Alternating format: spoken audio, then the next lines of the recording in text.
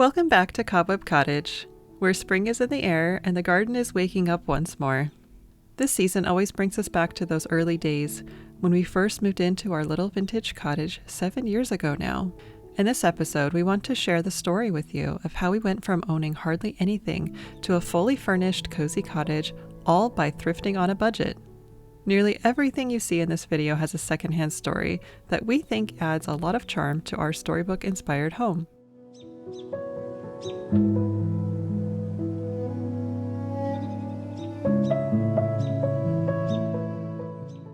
You might be wondering how a bygone gal from California and a Swedish artist found their way to renting this cottage in the Hudson Valley. Well, that's a story we've shared before, and if you're new here, I'm Lindsay, and along with my husband Jonas, we're It's a Charming Life. We'd love to welcome you to subscribe, turn on the notification bell, and join our Cozy Cottage Club here. And let us know in the comments, what are your favorite thrifty ways to make your home feel warm and welcoming? We hope you have yourself a nice cup of tea and are all settled in as you come along with us to tend to some household tasks and spring cleaning as we share the journey of how we made our first little home together, both cozy and charming.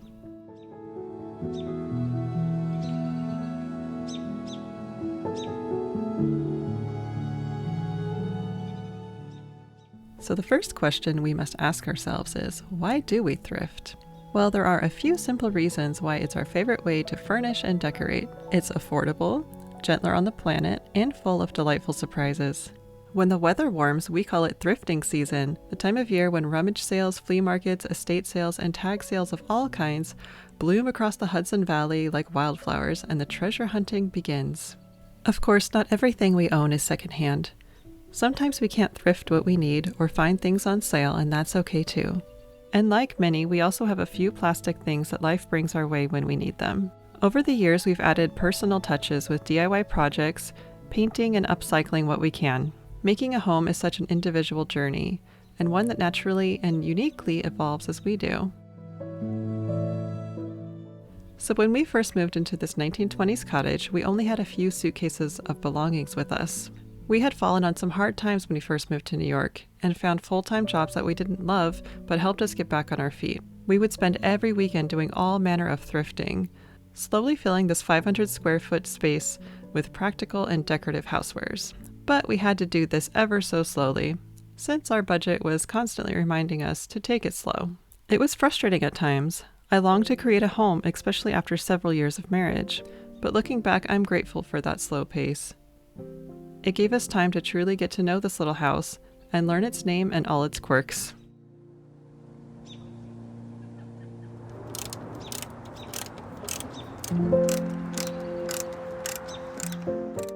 Living in a 100-year-old cottage certainly teaches you patience. There's always something that needs caring or fixing, but we like to believe the love we give this home, even as renters, comes back to us in the most unexpected ways. It can take patience and persistence, and sometimes it takes years to find the piece that fits just right. Sometimes I used to feel a little embarrassed that it took so long to furnish this space, and perhaps it will never quite feel completed, but now I see the beauty in the wait. Our cottage is a little wonky with its uneven floors and oddly shaped corners. It feels a bit like living inside a dollhouse, but that's part of its charm. It's become an eclectic mix of things we love that feels cozy, and to us, that's what makes it feel like home.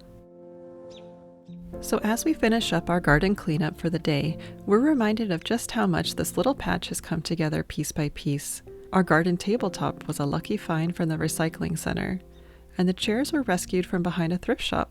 A fresh coat of paint or a cheerful tablecloth is all they need to feel right at home here, and a spot for us to dream up our garden plans. Gardening can be a bit pricey, but we found a lot of seeds from our local library and native plant swaps. Even our birdhouses were built at a community workshop. And through it all, we've learned so much about living alongside the wildlife that shares this corner of the woods with us. It just goes to show that with a bit of creativity and a lot of care, even the simplest pieces can help grow something truly beautiful.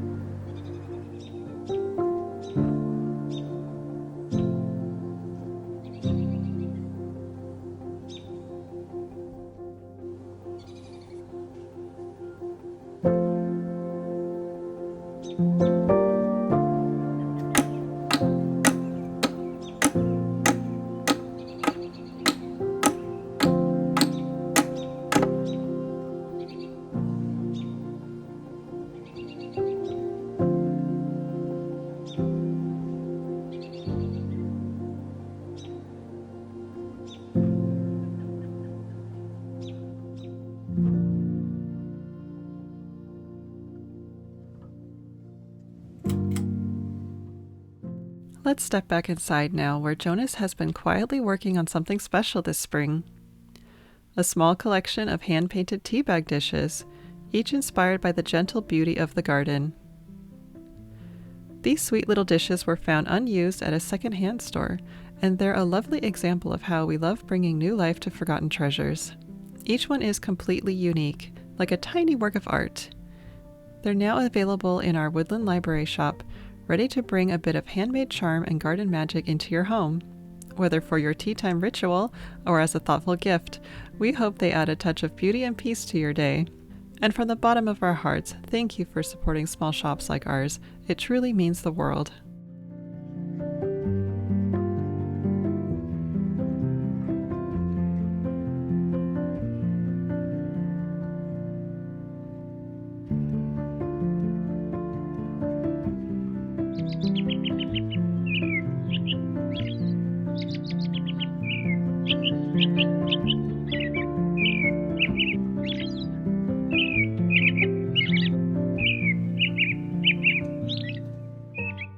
In our previous episode, we shared how we were going from chaos to cozy after a pipe burst during the winter. Since then, we've been steadily continuing our organizing and cleaning this spring. And through that, I've been reminded just how important those practical thrift finds are.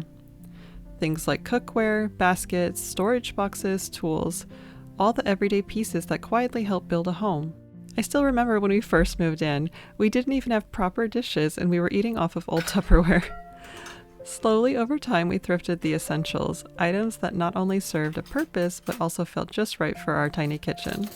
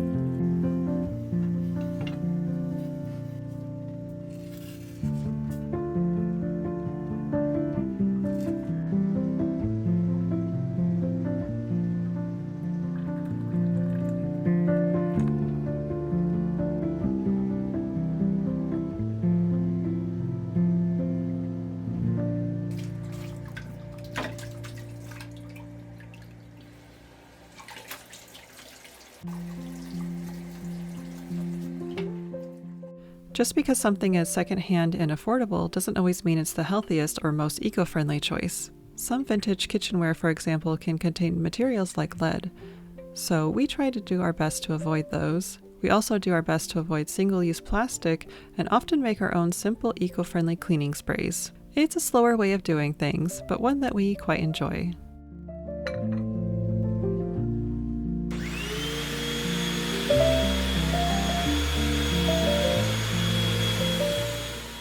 With breakfast done, it's time to carry on with a bit of spring cleaning, starting in the bathroom. In a small old house like ours, even with an air purifier and dehumidifier running occasionally, the dust tends to settle so quickly on every open surface, and those cobwebs seem to find their way into every little corner. Hence the name Cobweb Cottage.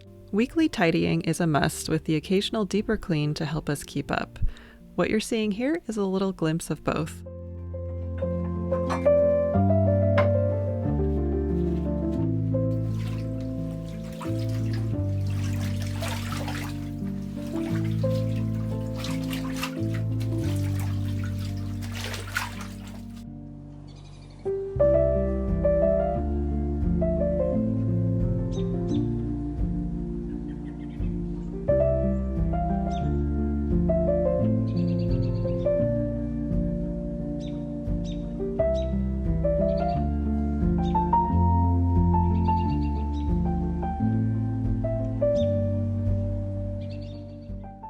Truthfully, some corners of the cottage are trickier to show. Dimly lit, narrow, and a bit cluttered from everyday life. And maybe that's all right. There's something comforting about keeping a little mystery, a little privacy. And it can be a challenge to film inside this tiny space, especially when you're not feeling your best, so we did our best, and we hope you feel the intention behind it. When we first began thrifting for the cottage, we couldn't wait to fill it up with all of our charming treasures. But over time, we came to realize that every item we bring in our home also carries a quiet responsibility, and sometimes just a gentle bubble bath to help them feel fresh again.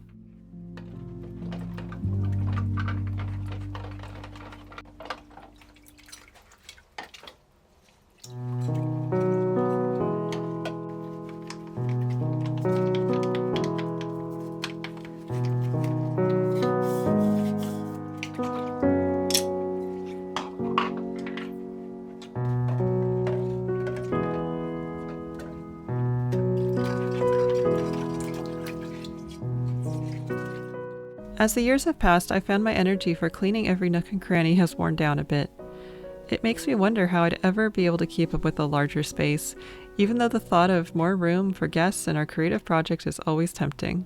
For now, I've learned to lean into small space solutions, finding sweet little containers that make storage both practical and pretty.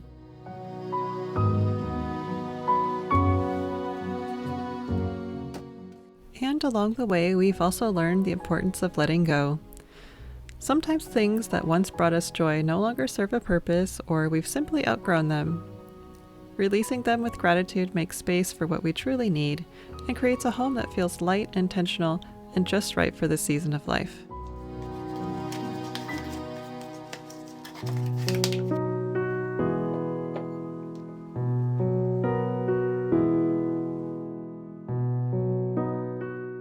We've found that lace curtains are a favorite way to make a small cottage feel more light and airy, and we've had great luck thrifting curtain rods too. We've even used curtains in creative ways to disguise less lovely sights like the side of our old refrigerator.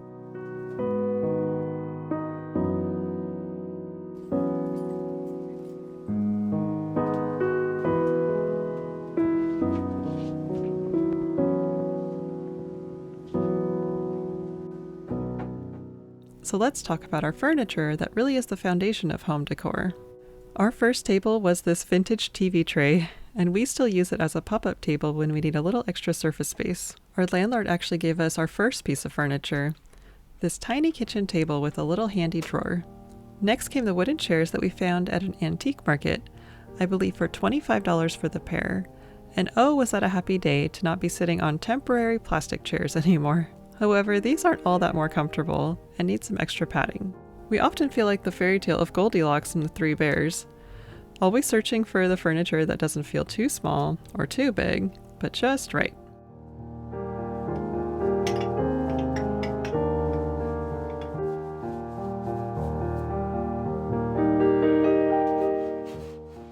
Our tiny kitchen can't fit a tea cabinet, but we did thrift this little shelf that feels like it's from a fairy tale. We are always keeping our eyes out for tiny hobbit-sized pieces of wood and copper accents to give an old world feel.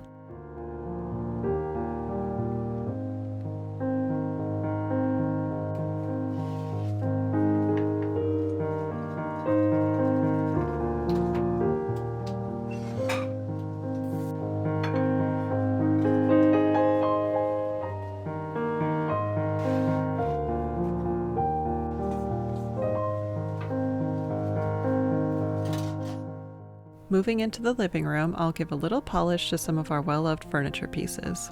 Our little couch, more of a settee really, was a lucky find with the help of a kind coworker who had a truck. It fits our small space perfectly. Though it's not the coziest to sit on for long stretches, it's actually stuffed with horsehair. And the years are starting to show with wear and tear. But with a few extra cushions, it's still a charming spot to perch.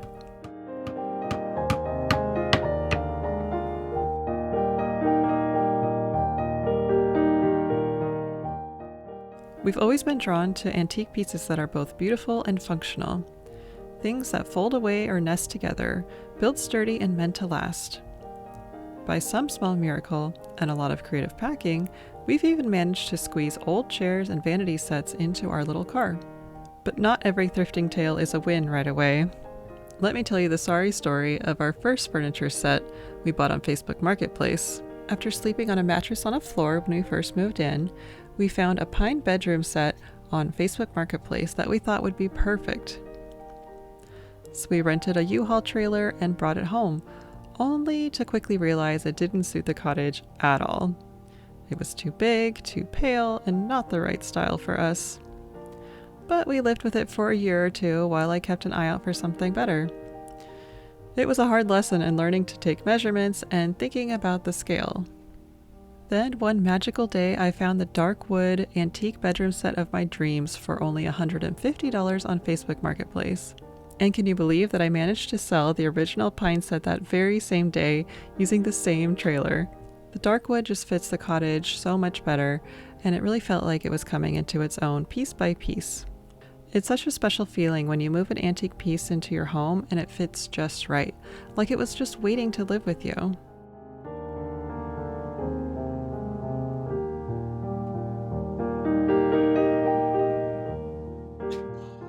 Until just a couple years ago, I didn't even have a proper desk. I used to work wherever I could find space. Finally, after years of searching, we found the most beautiful white desk with hand-painted details at an estate sale. It now sits right in front of the old front door, which we no longer use. It's become the perfect nook for my laptop, camera gear, and creative work. We're always on the lookout for storage boxes and vintage baskets to tuck away the modern-day technology.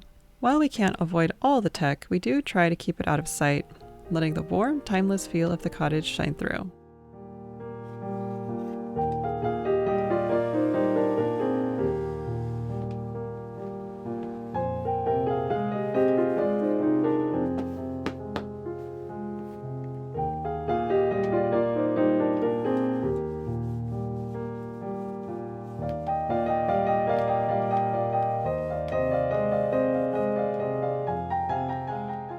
Let's chat about our vintage style decor and the little trinkets that make this cottage feel like a home. While we do lean towards a maximalist, cozy look, living in a small space has taught us the importance of balance. So sometimes we need to be a little bit more minimalist to keep things from feeling too cluttered. In our previous episode, we showed you how we organize without a proper closet, storing seasonal decor, clothing, and linens in bins under the bed, and a tiny storage space in the living room. We've been working on decluttering, but also appreciating the things we have gathered over time, and finding different ways to decorate with them, like even books from our little library.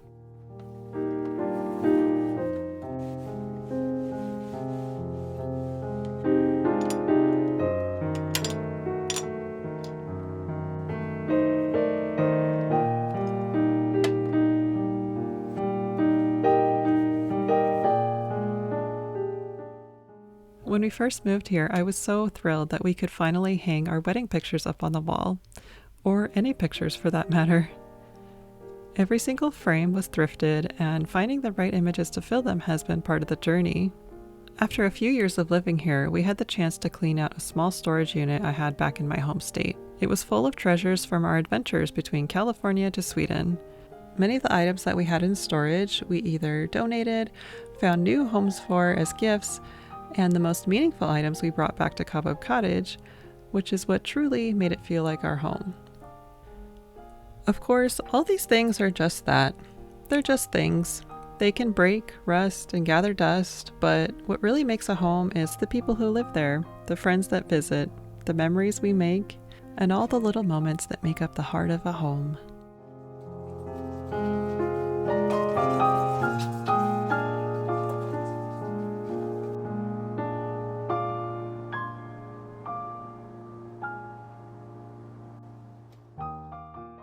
It took us a long time to find our cozy and whimsical style, and I think we're still evolving it. Decor does do a lot for your home's aesthetic, but it really can only go so far, and after 7 years we started to feel that desire to repaint and refresh a bit to bring new energy into our little space. We'd love to make it even more fairy tale-like, and sometimes we get big DIY ideas for this little house that might require a sewing machine and some other skills, but we'll see. For now, we're grateful for how far we've come and are thankful to be working with what we have and working together in our dear little Cobweb Cottage.